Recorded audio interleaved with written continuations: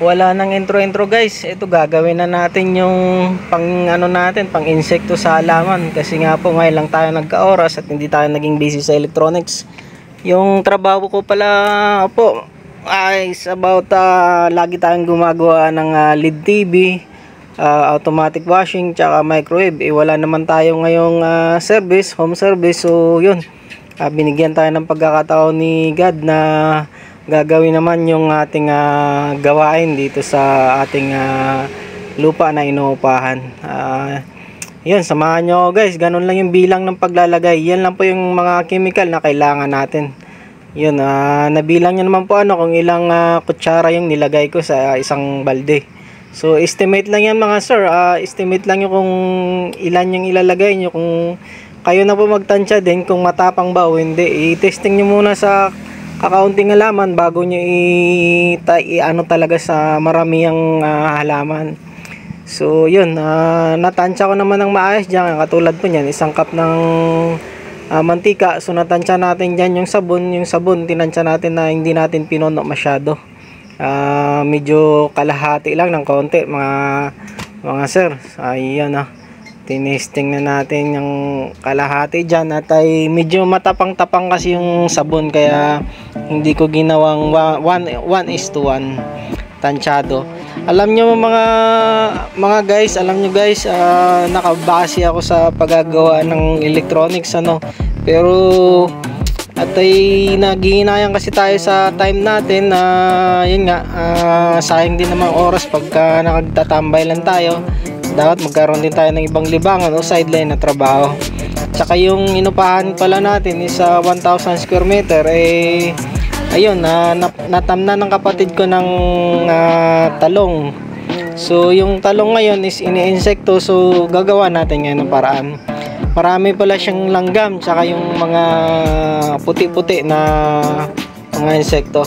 So yun guys lang, ihalo-halo lang, tapos babala sa spray. Kung ano mang pong spray na meron kayo dyan, isasalang nyo lang So yun nga guys, maramdaman nyo yung dulas ng mantika at saka dulas ng sabon. Yun pala yung mantika, yun yung mag-i-steady doon sa down o sa katawan ng ating halaman para hindi aakyatin na naman ng mga langgam, tsaka para hindi na naman kumapit yung mga insekto. Yun pala yung epekto ng soda rin, na pamatay din ng insekto, kasi nga po guys, hindi tayo nakapag-aral ng agriculture guys, kaya hindi natin alam yung mga term about agriculture. So about lang tayo, nag-research lang tayo. Alam niyo naman na sa panahon ngayon mayroon ng YouTube, mayroon ng Google. So research lang po, sariling aral, kasi nga po kung wala naman na agriculture dito sa Maynila, wala naman na mapag-enrollan at sa panahon ngayon nasa internet na makikita po So yun nga guys, nakikita nyo napakaraming langgam. Tingnan natin, napakaraming kumakapit na insekto yung puti-puti. Kinagat na ako ng pulang langgam, napakarami talaga. So sayang din kung hindi ito lalaki o hindi magkakabunga gawa ng insekto, at medyo marami-rami din na itanim.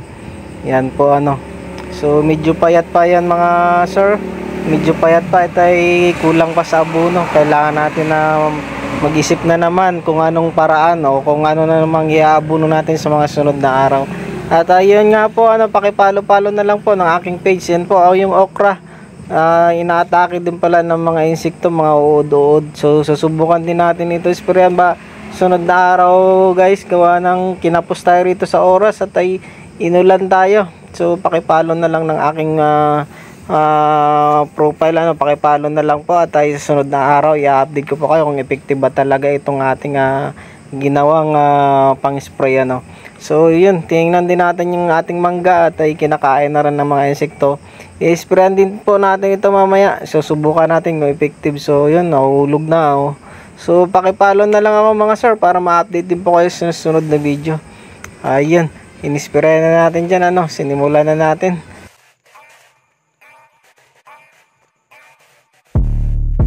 What it mean to be the best? stress, riding foes, feeling unimpressed, made me reminisce, throwing bows, been in the corner, set my mind up on the go. All I know is stay down, bad, bad, I'm the go.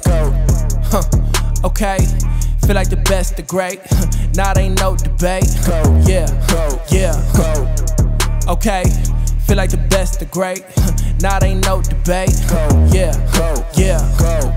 I ain't gotta say much, know the boy got a touch. Another win for the rush, another win for the rush.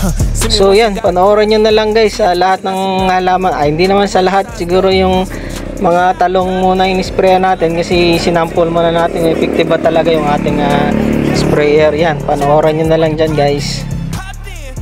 Bali sinali na rin pala natin yan guys yung mga sili, kahit pa paano kasi may mga langgam din yan bilang protection na rin, tsaka namumulaklak na rin kasi siya.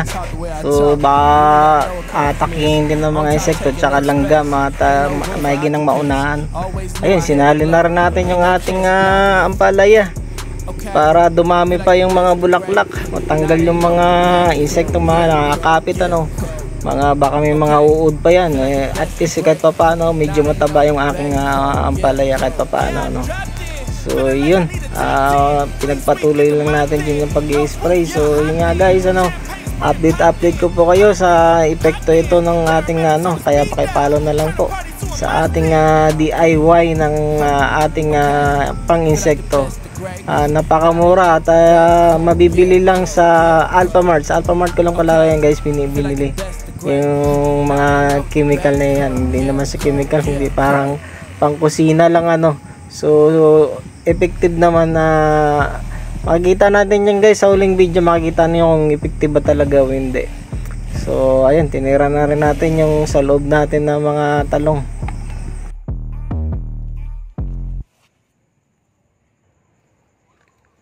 So yun nga guys, after mga ilang minuto tingnan natin kung may epekto na ba yung ating in-spray. Yan po mga binalikan natin yung una nating in-sprayan. So nakita natin medyo may mga langgam-langgam pa, tsaka nandyan pa rin yung puti-puti. Pero nabawasan na yan guys, hindi pa kahit i-review nyo yung unang labas ng pagkakuha ko ng video dyan, napakaraming puti tsaka napakaraming langgam. Yun nga guys, after 2 hours, yun po, inabot na yan ng ulan. Partida pa yan mga guys. Partida pa yan, inabot tayo ng ulan ng time na yan. Wala na yung mga langgam na pula. Bali, konti na lang yung puti-puti. After 2 hours yan mga guys. After 2 hours yan, binalikan natin after pagkatapos ng ulan. So yun, konti na lang yung puti-puti. Tapos napalitan na ng kulay itim na mga langgam. Siguro nga kinakain niya na. Kinakain siguro ng itim na langgam yung mga insekto na nakadikit pa So yun nga guys, update ko po kayo sa mga sunod na araw. Pakipalo na lang po at pag may time po ako, papalo ko rin po kayo. Papalo back ko rin po kayo. Papalo back, promise guys, papalo back ko kayo po. Pag nakita ko dyan, pagka sinabi nyong to follow back, ipapalo back ko rin po kayo. Yan po, natural lang po na may meron pang puti-puti ito ay kumakapit. Kasi nga po hindi pa naman nakapapagpag yan or hindi pa naman mamatay agad-agad yan kasi 2 hours pa lang tsaka inabot pa ng ulan. Kukunti na lang, hindi katulad kanina. Kahit balikan nyo po yung unang video natin, unang kuha, napakaraming puti-puti tsaka syempre napakaraming langgam So yun, super effective talaga. Yun, may natira pa tayong chemical para naman ito sa okra. So yun, pakipalo na lang ako mga sir, mga guys, pakipalo na lang ako para makita na natin yung epekto sa okra yan. Maraming salamat po, God bless.